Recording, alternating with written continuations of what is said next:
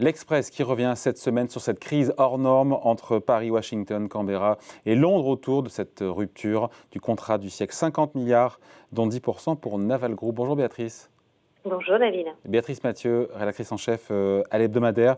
Il y a quelques jours, le ministère des Armées a parlé de trahison, celui des Affaires étrangères, de coups de poignard dans le dos. Les sonars de Naval Group et même de nos services de renseignement, ils n'ont vraiment rien vu venir.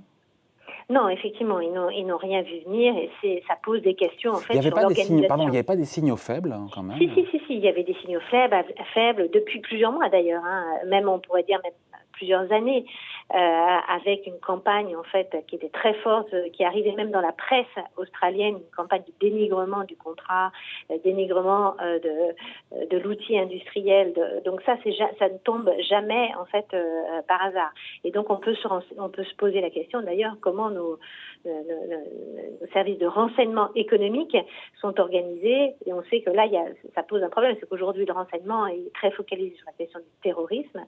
On peut le comprendre, mais du coup la partie renseignement économique est assez faible, sous-dotée, alors que c'est quand même un pan très très important de la souveraineté stratégique et du déploiement stratégique d'un pays, quoi. Et ce que font très très bien les Américains avec un alignement parfait des intérêts politiques, stratégiques, économiques. C'est parfaitement. Alors justement, on va en parler, mais juste un truc. Donc la France, il y a une part de naïveté, encore une fois, d'organisation, peut-être d'humain, il n'y a pas assez d'humain parce que le terrorisme est la priorité du renseignement français. Il y a une part de naïveté aussi ? Il y a une part de naïveté aussi dans la perception que l'on a de l'allié américain. Et il suffit de regarder l'histoire en fait des grands contrats, notamment dans la défense, pour se rendre compte que des camouflés et des gifles de ce type-là, on en a eu un certain nombre. Et pour en donner juste l'exemple d'un, qui date d'il y a longtemps, mais la fin des années 80, qui ressemble terriblement d'ailleurs à celui-ci, c'est toujours Naval Group et c'est toujours des sous-marins nucléaires d'attaque. Mais c'est au Canada. Mais c'était au Canada à la fin des années 80. Donc il y avait eu des années de discussions, d'échanges politiques et tout ça en fait a capoté. Et presque la petite histoire, c'est presque un peu la même que celle qui s'est passée là il y a un petit peu maintenant bientôt 3 semaines. Jusqu'au dernier moment en fait, la France est bien placé pour vendre ces sous-marins nucléaires. Et à l'époque, le directeur général de l'armement, il s'envole même pour Ottawa pour signer un accord intergouvernemental. Il y a un dîner officiel et le directeur général de l'armement et son homologue canadien découvrent en direct à la télévision que le ministre des Finances canadien vient d'annoncer l'annulation pure et simple du programme. Il n'était pas au courant. Alors il y aura une enquête en fait par la suite et on apprendra que le Premier ministre de l'époque, qui s'appelait Brian Mulroney, avait cédé aux pressions américaines.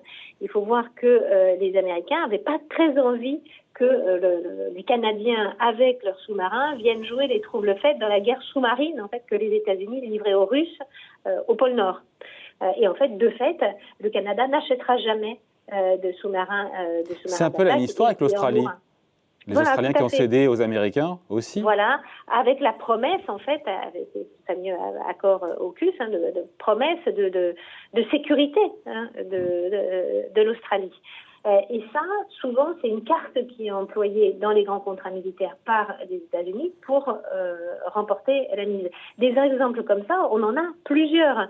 Je pourrais donner celui à Singapour en 2005. Là, c'était pas des sous-marins, c'était des chasseurs Rafale. Ils ont été écartés à la dernière minute au profit de F-15 Eagle de Boeing. Et là, c'était Washington qui avait promis qu'une partie de la flotte américaine au Pacifique passerait une partie de l'année au large de Singapour. Et les États-Unis auraient même financé en fait les infrastructures portuaires pour que les sous-marins et les porte-avions puissent être vraiment à Singapour. Béatrice, donc, encore plus proche de nous cet été, l'été dernier, quand les Suisses choisissent pour le coup des avions de combat américains, le F-35 et non pas des Rafales. Là encore, il faut voir la main de Washington qui ourdit, qui trame, qui manœuvre dans la coulisse. Tout à fait. Et là, il y a un calendrier, il y a des dates qui interrogent. Là encore, la Suisse voulait se doter d'une trentaine d'avions de chasse. Ils préféraient les Rafales aux F-35 américains. Et puis, Joe Biden vient rencontrer le 10 juin Vladimir Poutine à Genève. Biden qui en profite à l'occasion pour vanter les mérites des avions américains. Et comme par hasard, 3 semaines plus tard, le Conseil fédéral suisse officialise la commande américaine et surtout en donnant un argument qui a fait sourire en fait les professionnels du secteur en disant que l'avion de chasse américain, il était quand même beaucoup moins cher que ses concurrents. Et quand on connaît bien le marché de la défense et quand on connaît le gouffre financier que représente le programme des F-35, il y a des pelletées de rapports parlementaires au Congrès américain qui dénoncent le gouffre financier des F-35. On se demande comment ils ont pu être plus... Alors, qu'est-ce qu'il a promis, Joe Biden, pour que les Suisses choisissent non pas le Rafale, mais F-35 ? On parle d'une trentaine d'avions. Là, c'est pas la menace chinoise ou russe à Genève. C'est autre chose. C'est là où ils sont très forts, les Américains, c'est qu'ils jouent, ils ont plein d'outils dans leur besace, et notamment, on en a souvent parlé, la question de l'extraterritorialité du droit américain et de potentielles sanctions qui peuvent porter les banques suisses. Et là, c'était les banques suisses. Et on dit, beaucoup d'observateurs du secteur dit c'est la levée de potentielles sanctions qui auraient pu porter sur les banques helvètes, qui auraient fait pencher la balance. Donc Washington qui s'est usé, encore une fois dans la coulisse, à la fois de la carotte, financière ou pas, et du bâton judiciaire si nécessaire, c'est ça, hein ? Voilà, c'est ça. Donc le bâton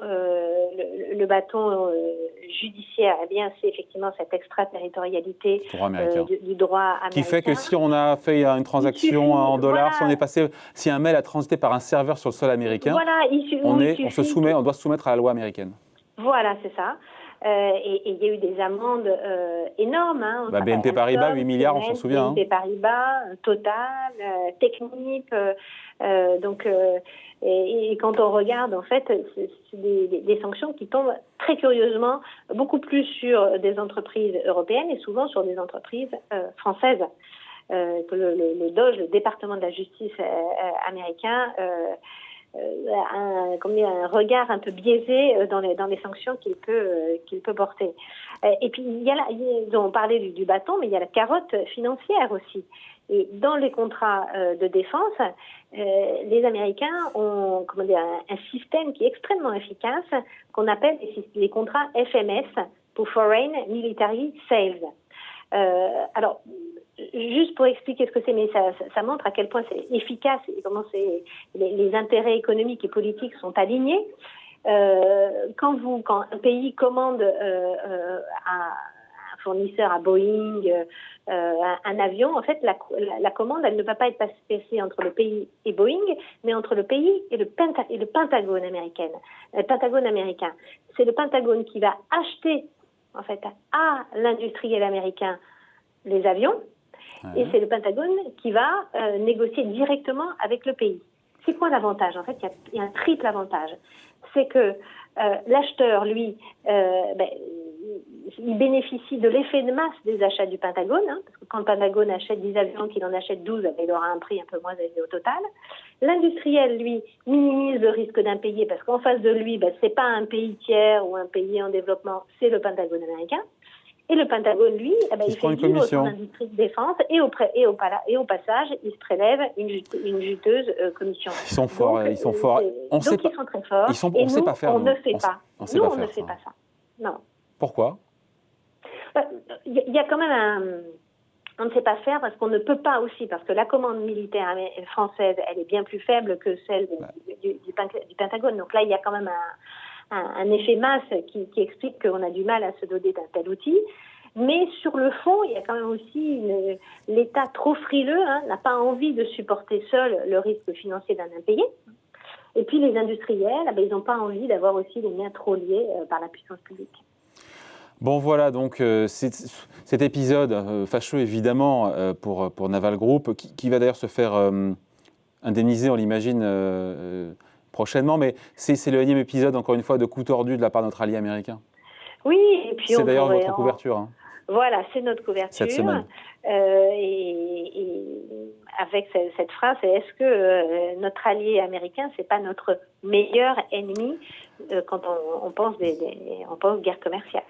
Grosse enquête à lire cette semaine dans l'Express. Merci beaucoup Béatrice Mathieu, rédactrice en chef donc à l'hebdomadaire. Bonne journée, au revoir. Merci, au revoir.